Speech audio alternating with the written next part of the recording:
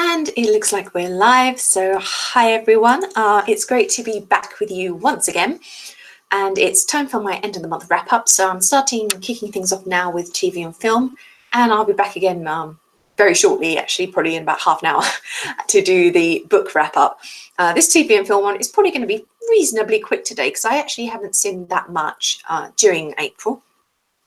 It's been a quiet month. I've done a little bit of rewatching. I was rewatching season 1 of Agent Carter, for example. My husband was also hogging the TV, watching a few of his zombie shows, which I'm not particularly into, so we won't talk about those. But I'm going to start off with the streaming today for the simple reason that I will probably waffle about Endgame in a minute. So I thought I'd get everything else out of the way first.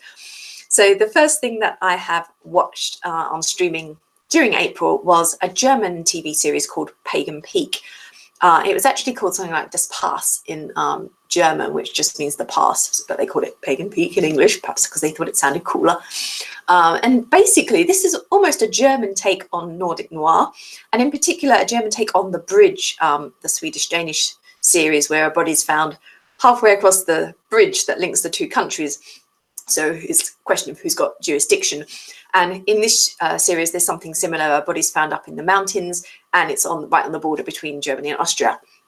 So we have a female policewoman who is she's very keen. She wants to get a job done. She's from the German side. You know, she's really wants to like be in charge and get on with the investigation. And her counterpart from Austria is a guy who he smokes, he drinks. You know, he's rather disaffected. Excuse me, in many ways.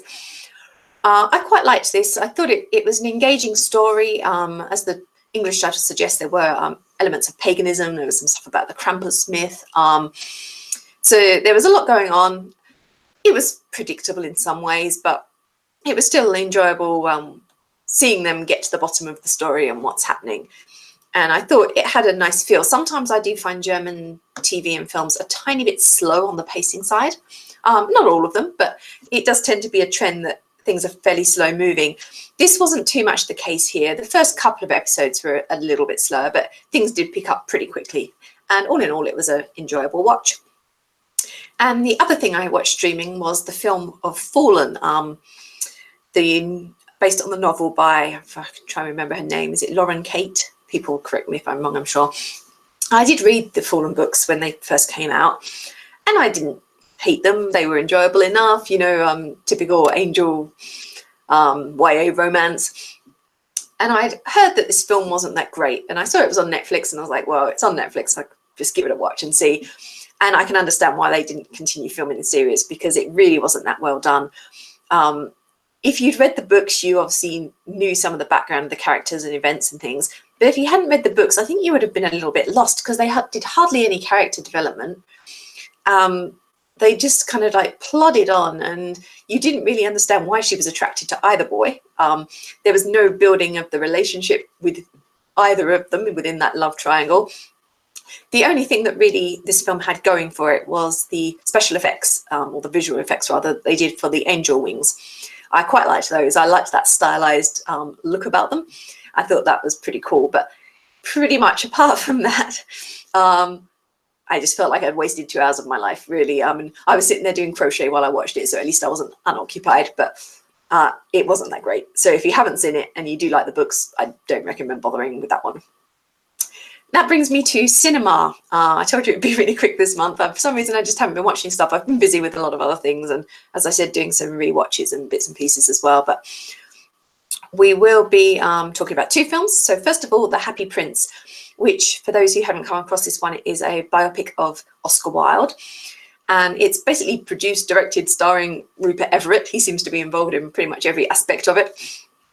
And he's playing Oscar in the later years of his life. So this is when he's come out of jail. And a lot of the biopics tend to show him at his height and then the trial and things like that. But this picks up when he's come out of prison again. He's gone to live on the continent, and he's a bit of a broken man, really. And I thought it was nicely done. It was a well-paced film, had some wonderful performances, particularly by Everett, but also some supporting roles by people like Colin Firth appearing. And it was quite an emotional story. I mean, you did feel for him You did care about him. There was plenty of wit and humour along the way as well, but it was essentially, it's not a sort of happy, optimistic story by any means. So if you're an Oscar Wilde fan, I definitely recommend checking out The Happy Prince. Which brings me, of course, to the main event of Avengers Endgame, which released here in cinemas back on late Wednesday. I think it was the first showings. I didn't get there till Monday for two reasons. One is Monday is cheap day at our cinema, and I'm not that wealthy. So if I want to go and see films, I try and go on Mondays. And the other one was that the children were back at school on Monday after their 2-week Easter break. So I figured it would be a bit less busy and no screaming children then as well. So I went to a daytime showing. It was still pretty packed compared to what the cinema is usually like at that time on a Monday, even with the discount tickets. It was pretty full. And it was a good atmosphere. I think everyone was pretty excited to see the film. And what can I say? I'm doing my very best to keep this spoiler free. I have had practice because my husband hasn't seen it yet. So when he asked me when I got home yesterday, what did I think of it? I had to sort of try and not tell him any of my favourite jokes and favourite moments because he wants to see it. So we're going to go and see it next week. Second time for me, first time for him. So I'm trying not to spoil it for him. So I should do the same for you guys. Overall, I mean, I gave this 5 stars when I wrote up my review today. I think it's awesome. Not just in and of itself, but as a culmination of 11 years of work from Marvel Studios. The storytelling, bringing this whole thread together through all those different films has just worked so well. It's kept me interested, and I love that you can just pick one of the films and watch them individually, but at the same time you get so much more out of them if you've been watching the whole series and you know all the references and all the little like quirks within the plots. So I thought it was brilliant. Considering how long it is, it didn't feel dragging. I thought the pacing worked well. Of course, the special effects look great as always. Great performances from the leads, all the usual suspects of Robert Downey, Chris Evans and that.